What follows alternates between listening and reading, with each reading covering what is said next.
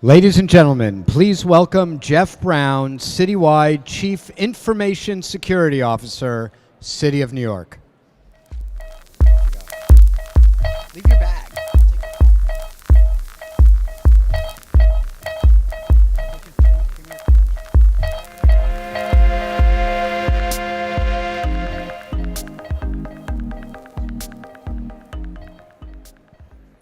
Good afternoon, everyone. Welcome to the final panel of the day. It's an absolute privilege to join you this afternoon. I know things look a little bit light right now, but I think the keynote's just finishing up, so I think we'll be joined by many others. But it's my absolute honor to be joined by a group of esteemed panelists. I think you'll see this afternoon and the time we have together a diverse perspective. We have representatives from cities like myself and representatives from industry. And what we're here to do today is talk to you a little bit about concerns as we approach our smart city future. So from the City of New York perspective, being in this city, we think about how to enable services for our citizens in the future, but do so in a very responsible way, being mindful of today's threat landscape, being mindful of the principles of risk management, and being mindful of providing an environment for smart city future projects and technologies and approaches to thrive. So without any further ado, I'll introduce, I'll ask all those individuals that you're really here to listen to as opposed to me up to the stage. So if I can be joined by the panelists.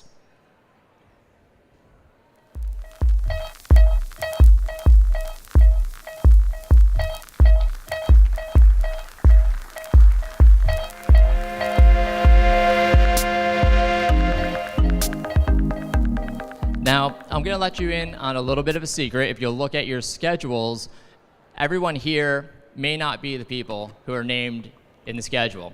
So we're going to approach this a little bit like jazz, right, as opposed to a strict classical approach.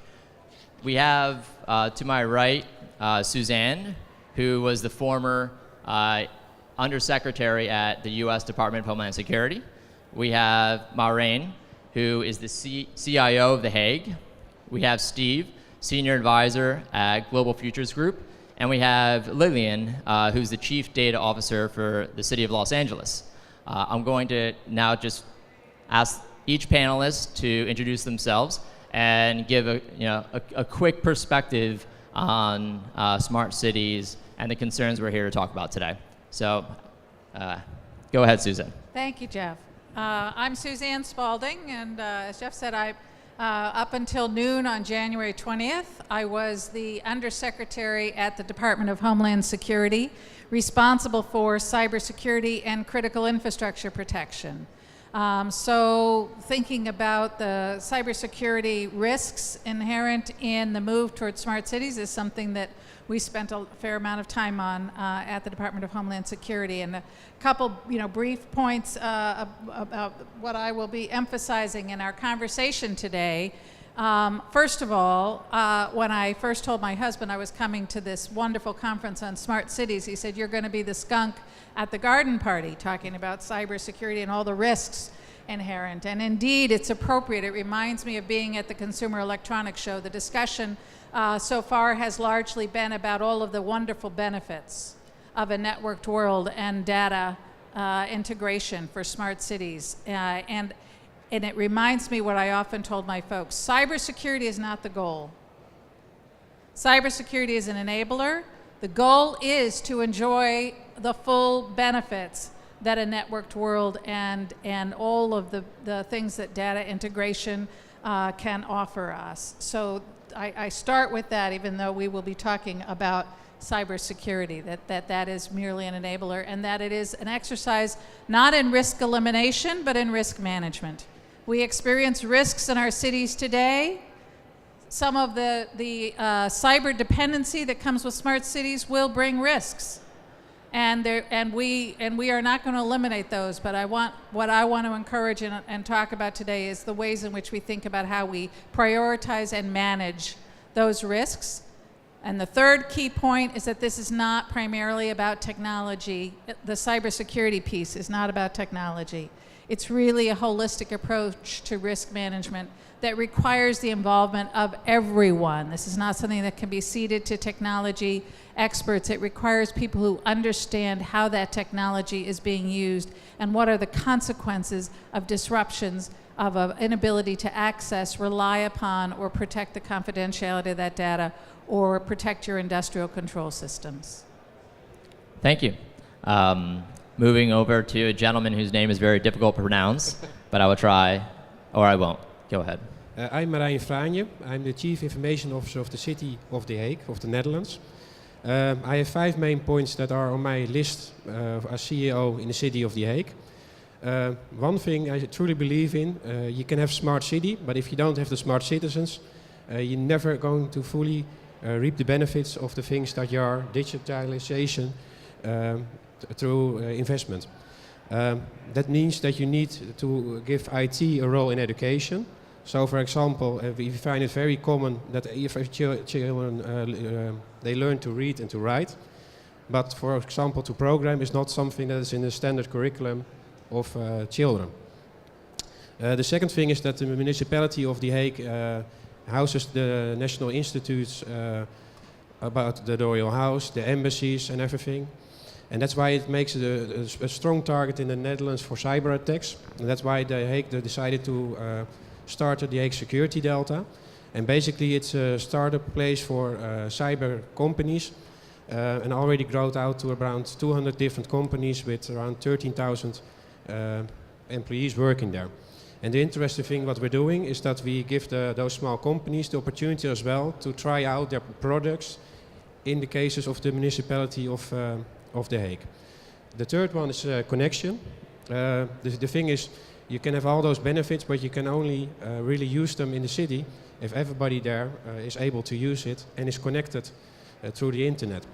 That's as well the reason why we put a lot of emphasis that everybody in The Hague is connected. So the average is around 94% of the people in The Hague are connected. And that really gives everybody the opportunity to really use all the benefits what we're doing with smart cities and IoT. Thank you. Now to Steve. Hi, my name is Steve Jochum, and I'm a senior advisor at the Global Futures Group. Prior to that, I spent 15 years building the market data business at FINRA, the security regulator, here in the United States. And I'm going to focus on just a couple of things. First is at Global Futures Group, we are building, interestingly enough, a cybersecurity effort with a major broker-dealer to advise boards of directors around the world in terms of their responsibilities for cybersecurity and how to address it. And it really talks about the foundation and the criticality of being able to talk a language that boards of directors and people, the average person, can really understand about security. Very difficult to do when you're talking about bits and bytes. And the corollary of that is that 15 years at FINRA, we spent a tremendous amount of time. FINRA has basically the responsibility to protect the public trust because it has a repository of all the financial, let's call it the vast majority of financial transactions done in the United States, both from securities trades to much of the data that's housed at broker-dealers in America. So it's all of your data. And that repository is used to regulate the securities business overall. FINRA perceives themselves as being responsible for protecting the public trust, as housing that data. And as a result, thinks of security of that data in 2 different ways. One is the technology side of that, right? Making sure that technology is protected, doing everything it can to protect the data that's housed in our facilities. But secondly is that every user, every employee, because our data is not used by the public, it's only used by employees, that every employee has a responsibility to protect the data that they handle and house. So we have a variety of exercises that we use at FINRA to ensure that employees are aware of their responsibility. Remember, most of our employees are either accountants or lawyers. Very few of them are really trained in the world of technology. They're usually forensics experts at what they do, but not data experts. So we have to work with them to be sure that they understand what data is, how to use the data, how to ensure that they protect the data at all times. We run an annual employee training exercise at least once a year, and then on an interim basis throughout the course of the year, we actually will run spoofing tests. So we will send out spoofs, emails that represent what hackers usually do. We wish the DNC would have done that here in the US, to be sure that all of our execs and all of our employees are aware of how their behaviors can affect the protection of the data that they've got. Those employees who fail the tests are automatically detected and have to go through special training exercises to be sure that they're prepared and ready the next time to identify the events. And I can tell you that it's pretty hard to discover when one's real and when one's not real. Thank you. Lillian. Hi, everyone. Good afternoon. I'm the Chief Data Officer for the City of Los Angeles. And in the City of Los Angeles, we actually have a couple of different cybersecurity units. So one, within our Information Technology Agency, we have a Chief Information Security Officer. And then also within the Mayor's office, which is where my position resides, in our Office of Public Safety, we also have a cybersecurity team that oversees a public-private partnership around cybersecurity. But as Chief Data Officer, my work tends to focus a lot more around data management. So I think a couple of the points that I would just bring up around cybersecurity, as I see it from my perspective, is one, when we try to think about the city as a platform, if you will, for smart cities, for innovation, there are two sort of questions that really come up for me, which is one, the city's the role of the city and our responsibility to safeguard our systems so that the data that we're collecting, managing, is secure from attack or the risk is mitigated. But the other interesting thing to think about as well is if the city is a platform and we're opening it up to third-party companies or to other external parties to build applications or innovations on top of our data, what role and responsibility do we have to create standards or to require different safeguards from those vendors, and how do we really manage that process or really validate that those steps are being taken? Similarly, I would also ask, when the city sort of stands between the third-party vendor and a citizen in terms of the citizen's ownership of their own data, how do we require or not that vendors manage that individual's data, whether it be both for security as well as for profit? And how much of a say do citizens have? And so the city really becomes that platform, that convener, and so these are the kinds of questions I really think are important to think about in cybersecurity. The other, another point that I think I like to think about is that data management, if you will, is the other side of the cybersecurity coin. And so what I'd like to think about is how do we collaborate a bit more between these types of entities in cities. So within city government, usually the cybersecurity, or sometimes I'll say sometimes, not usually, sometimes the cybersecurity work really happens not in tandem with the data management strategy of the city. And in a way, I think there's opportunities to leverage each other in the way that we think about things, right? So I always say the way that cybersecurity experts think about where the data is, I need to know about it for data analytics, for app development, but they need to think about it for risk mitigation. So I think there needs to be a lot more partnership between those two entities. And then lastly, I think the next big component around cybersecurity and data that I think a lot about is the privacy issue, and really more it's an educational piece. So that not just do city personnel need to be educated and have a certain amount of data literacy as to how to handle information, but in a way the average citizen really doesn't realize how much of their data is already being exposed, and it's not being exposed through cyber attacks, really. It's we ourselves are opening up our devices to other vendors. Every time we connect onto a public Wi-Fi, that's something that a lot of people don't realize. You're exposing yourself, and so that lack of understanding or literacy, data literacy, on the public side becomes a really important issue for us to manage as well. Both again from the data management, data collection perspective, as well as the data security perspective. So those are just some of our thoughts. Thank you.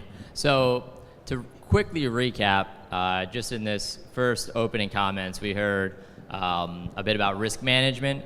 We heard about the connectivity needed for a smart city in the future, internet for all, so to speak.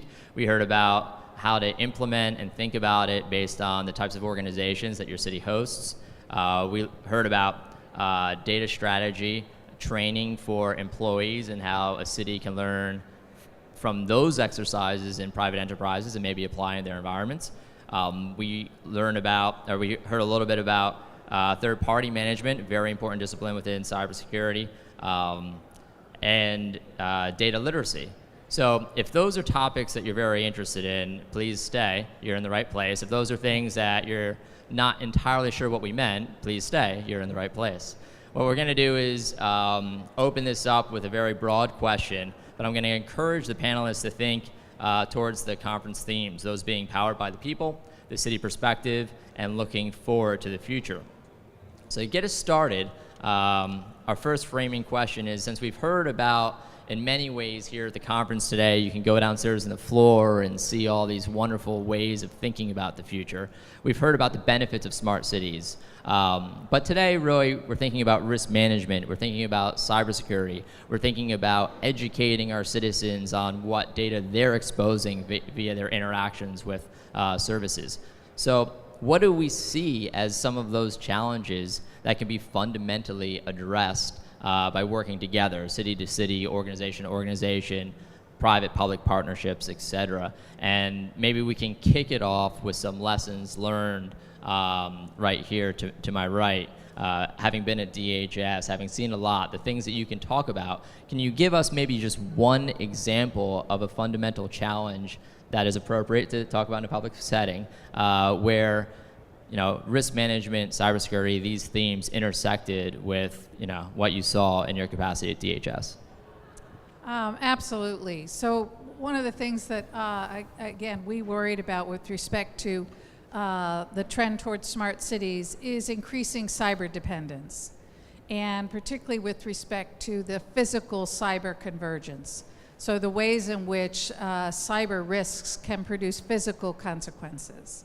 And those just grow with the increasing use of sensors, the increasing use of data, the increasing use of interconnected devices to gain efficiencies that we all want, that will benefit society and will benefit all of us, but each one of which introduces complexity and vulnerability. And so as we do that, we really need to be thinking about what would happen if there was a disruption, if something went wrong. What are the vulnerabilities we're introducing here, and what are those consequences? And then most importantly, now let's brainstorm and get together and think about how do we mitigate those consequences. And if you have this conversation only with your CISOs, who I love, who are fabulous, you're not going to come up with the best solutions. You really have to have your whole team there. And the story that I tell that I think maybe perhaps best illustrates both the risks and this broader concept of broad risk management was the moment when the power went out for over 250,000 customers 2 days before Christmas in the dead of winter. It didn't happen here. Of course, it happened in Ukraine. And they got the power back on in 6 hours. It was a cyber attack. It was a very sophisticated adversary. Their IT folks worked very hard. They were the folks controlling the distribution of electricity throughout that grid were sitting at their stations and suddenly realized they were not controlling what was happening on the screen. Someone had hacked in remotely and was causing breakers to switch that was causing imbalance in the grid and took down the power. The IT people were not the ones who got it fixed. They got the power back on in 6 hours because they had the old guys who knew how the grid was physically laid out. They knew where those breakers were physically. They got in trucks, they drove to where the breakers were, and they manually put them back in place.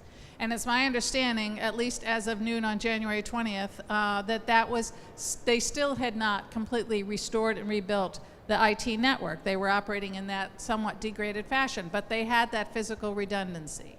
So again, it just emphasizes my point that this is not just a technology and your IT folks. It also emphasizes that in the US, we have an electric grid that is becoming increasingly cyber dependent. And one of the promises of smart cities is smart grid. And we're moving to that in a big way. Right now, we have tremendous resiliency and redundancy in our electric grid, much more than you would believe if you read some of the sensationalist books or watch some of the TV shows. But it's because so much of it was built in the 1970s, before we became cyber dependent. And the cyber dependency is tacked on. The benefits of cyber are tacked on, but the physical redundancy is still there. As we move to this increased, as all of that nears the end of its useful life and is replaced by smart devices and smart networks and the smart grid, if we haven't thought through the potential for disruptions and how we will mitigate those disruptions, we're going to be in big trouble. So, very sobering story, but the question is, how do you start? And I think some of our fellow panelists have perspective on, how do you start to think about the data necessary to understand your city, but how do you prepare that data to be resilient, those services that you're building out? How do you have a conversation with the people who need to be your executive sponsors, so to speak, in a way that isn't so scary, to this example, that they can think about ways to support a program or ways to support additional funding within the technology service you're trying to build that is security aware?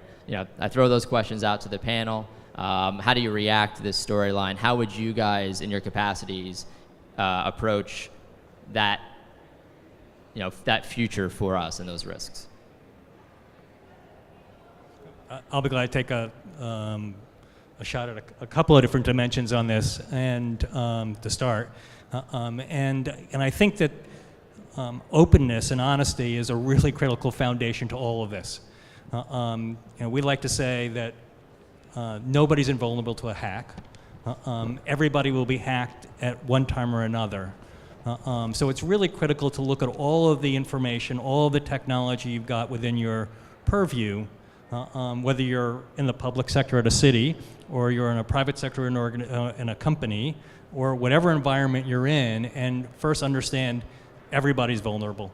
The second thing is, because of those of us in cities are really keepers of a public trust, just as we were when we were at FINRA, it's even more important to be open and honest about how your data is being collected, what data is being collected, how you will use it, and how you will protect it. Because at the foundation of trust is understanding. It's really hard to bring everybody up to the same level, and you've got to recognize you have a diverse audience you're dealing with, but you've got to begin that dialogue early and consistently throughout the process.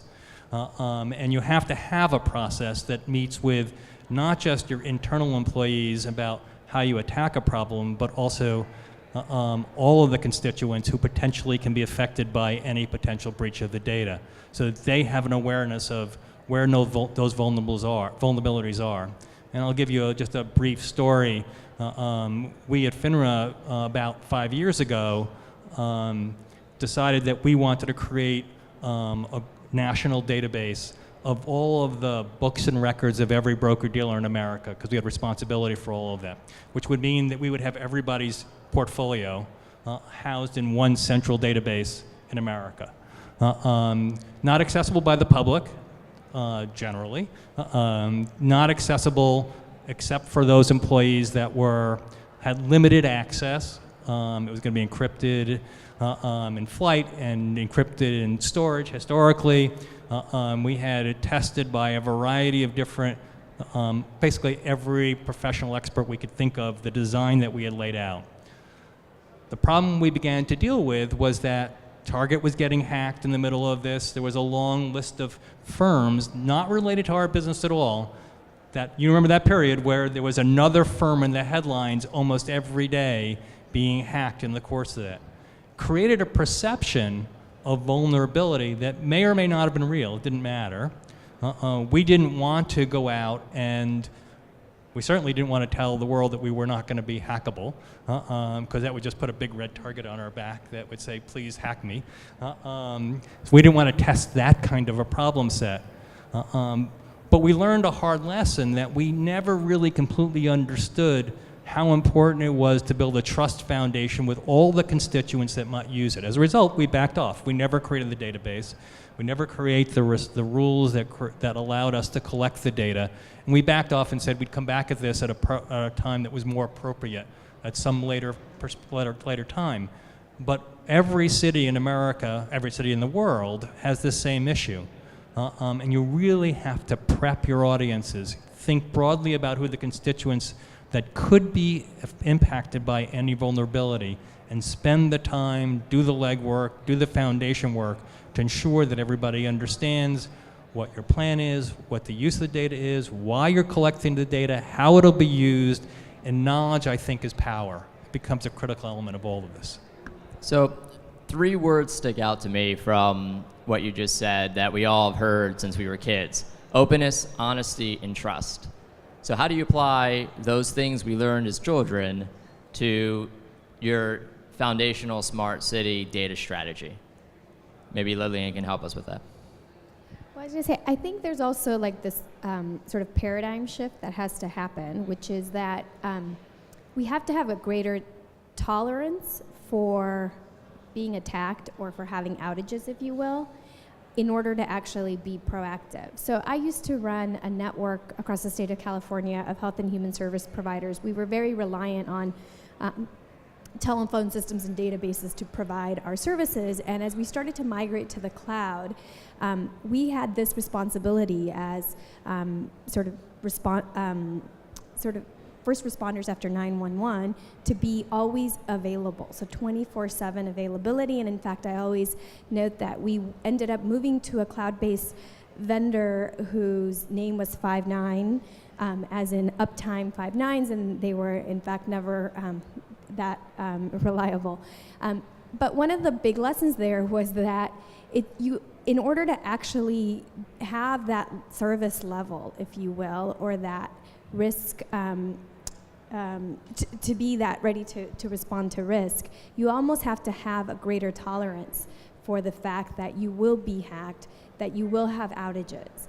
And as human beings, even as users, of our mobile devices, we always assume that that we're going to be on. And so I think that that's a paradigm shift that I just personally note, both from the technologist side as well from the user. In that example, my social service agencies.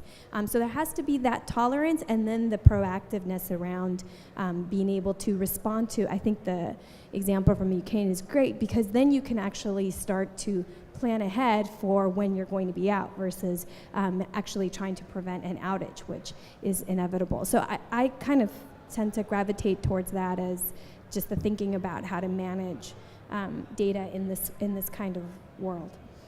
Sometimes in cybersecurity, people talk about mitigating the impact of surprise. So to your point, something's going to happen. How do we make sure we're managing the expectations of those people and organizations that depend on the services that we build as a smart city?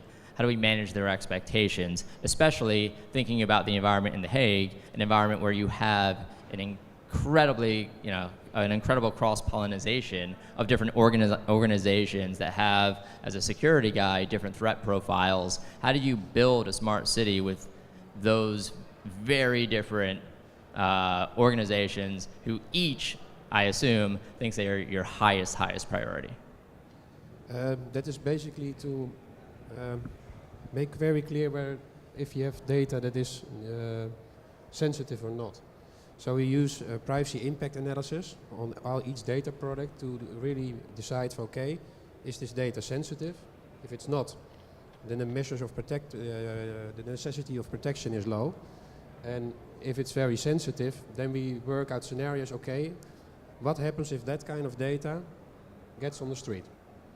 So even if we protect it, somebody breaches in, what is going to happen, what kind of scenario is then going to play out? And that in a way is part of the decision as well, to go through with it, or in some cases even say, okay, the risk of letting that data go out is too big, so we're not going to collect it anyway.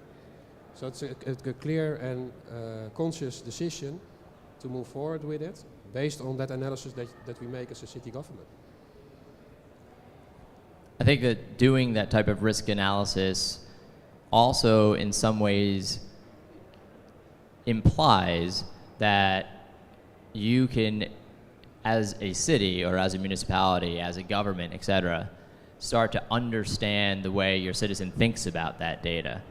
And one of the earlier comments kind of hinted at, how do you communicate to a citizen that you as either an organization or as the municipality or government are handling their data appropriately in an environment where in a lot of ways the citizen may not understand that they've already given that data to many other services. So how do we start to think about that, and how do we start to help our citizens themselves or our customers, depending on the entity, approach that problem with either their client or their citizen? I throw that out to the full panel for anybody who wants to jump in. So at the federal level, one of the ways we do is through privacy impact assessments. And so the cybersecurity program, particularly that I led, was on particularly the .gov network, gathering a lot of data. And it was also taking in data that was voluntarily being provided by the private sector. And we were using that data to provide cybersecurity insights and tools to both the private sector and the government. Each and every program had a privacy impact assessment. And we followed standard principles. They're called Fair Information Practices, FIP, that tell you that what you want to do is tell people, here's the information we're going to collect, here's how we're going to use it, and we'll tell you if we're going to make changes in that. And here's how we're going to protect it. Here are all the things we're going to do to protect it. And so that provides a level of transparency and a level of expectation setting for the public that I think is really helpful. And it's fairly standard. And then we put them out there on the internet for folks to see. One of the problems I think we often find in cybersecurity is overclassification. And there's a sense that, we can't tell anybody what we're doing, and that's nonsense most of the time. And more transparency would be really helpful.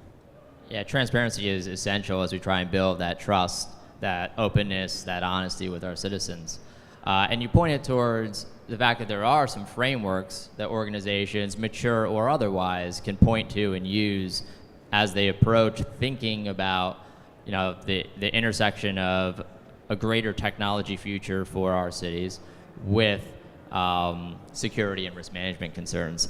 I know that The Hague was a lead participant in some efforts to start to think about what some smart city frameworks might look like, and maybe you can talk to the audience a little bit about that.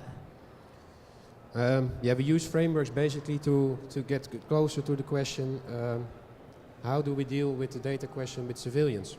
For example, we have new European legislation, and one of the demands in that legislation is basically that if a citizen calls to City Hall and is asking the question to the City of The Hague, okay, I want to exactly know what kind of data you as a municipality have from me, that we can provide the answer. That is the movement we want to make, but the truth is at this moment we have a lot of data on civilians, and if somebody would call now, and I think that goes for all the cities around the globe, nobody can give a straight through answer that is completely conclusive. Yes, this is exactly the data that we have on you, and not more and nothing less. And there lies a fundamental question about as well, who is owner of that data? So should civilians have the right to say, okay, you are asking me that kind of information as a municipality, but I prefer not to give it to you. At this moment, a lot of municipalities ask that information mandatory. So basically, they use their influence and position to say, okay, if you don't provide the information, you're not getting the service. And we are now in the debate from, okay, is that ethically right? Or should we give the civilians the option as well, not to provide the information, or at least a very basic set of really the information that is necessary? But that's an almost ethical question, which is very difficult to handle, and there's not a straight, clear answer. It's a very grey discussion and not very clearly black or white discussion.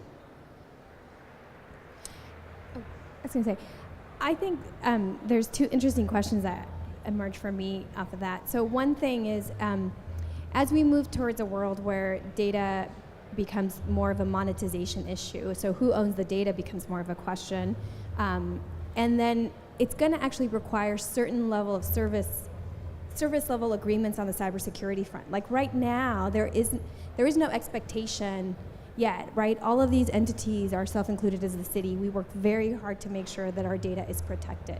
But there's no requirement to what degree we have to make that effort, or if there's a breach, right? It's not like we're necessarily liable for that. And so in a world where data is actually worth something, and if you own your data, then does that change that dynamic? I think that's a really interesting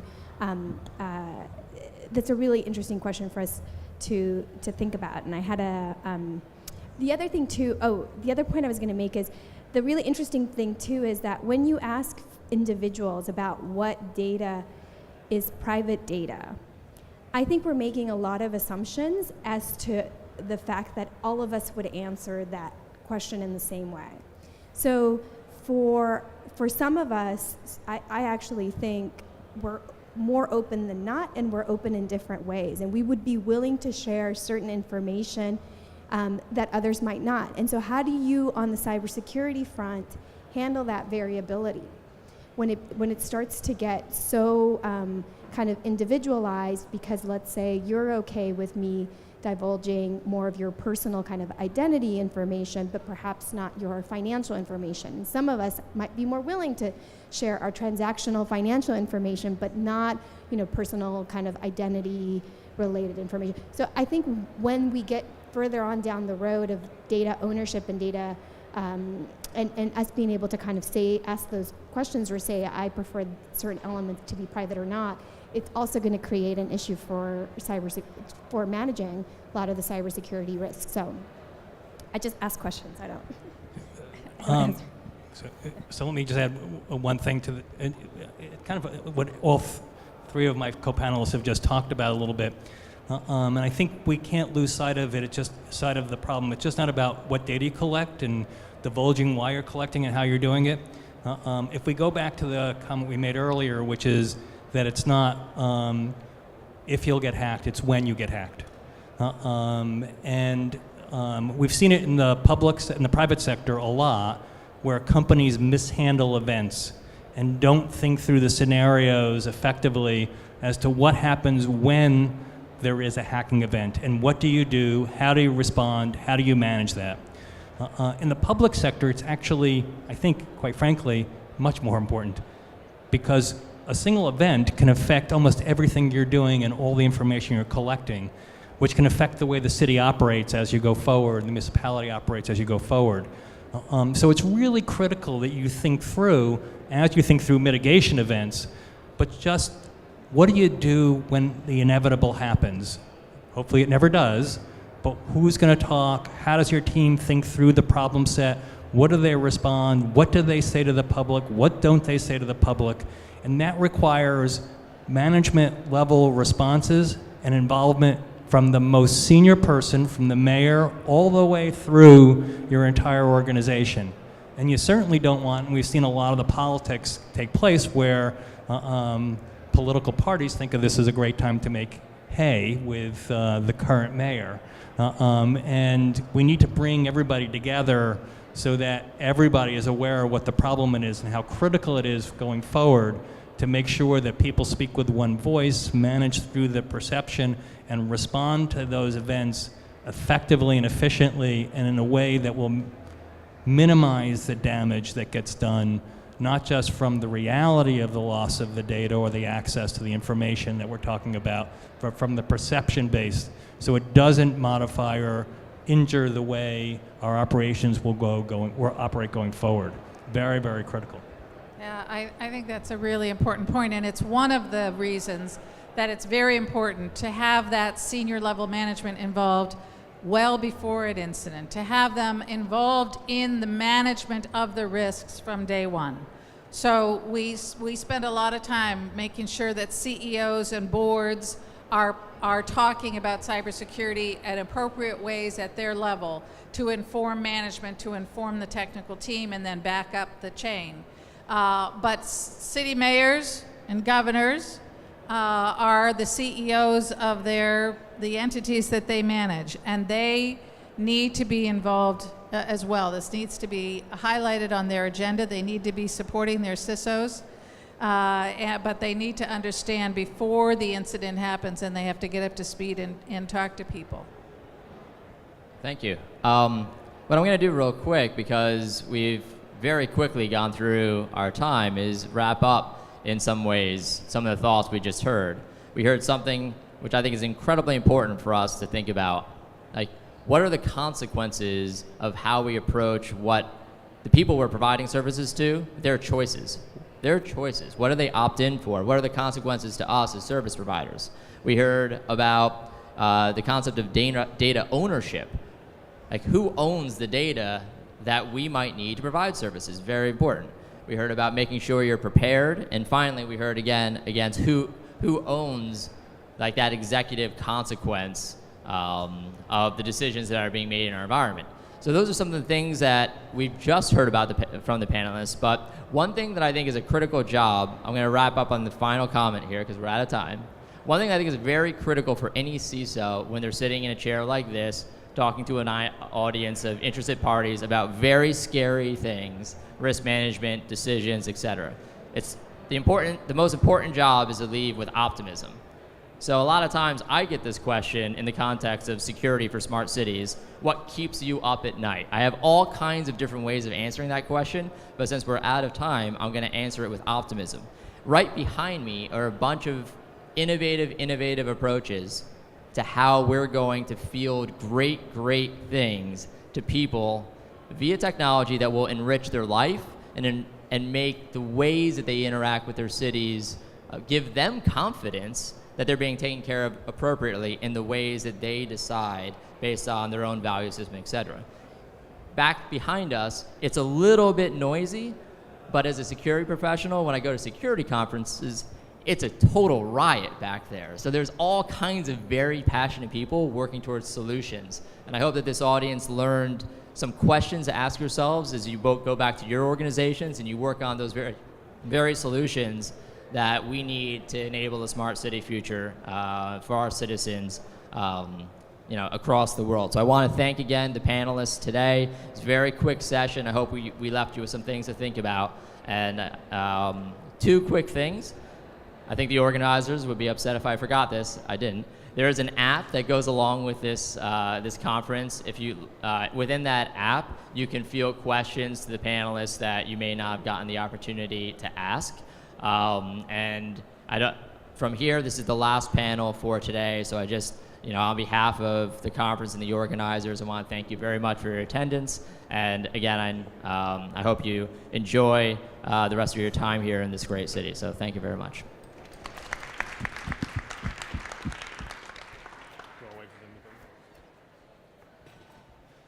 If you all want to wait for just a moment, we've got a couple of quick house cleaning things. You all can stay.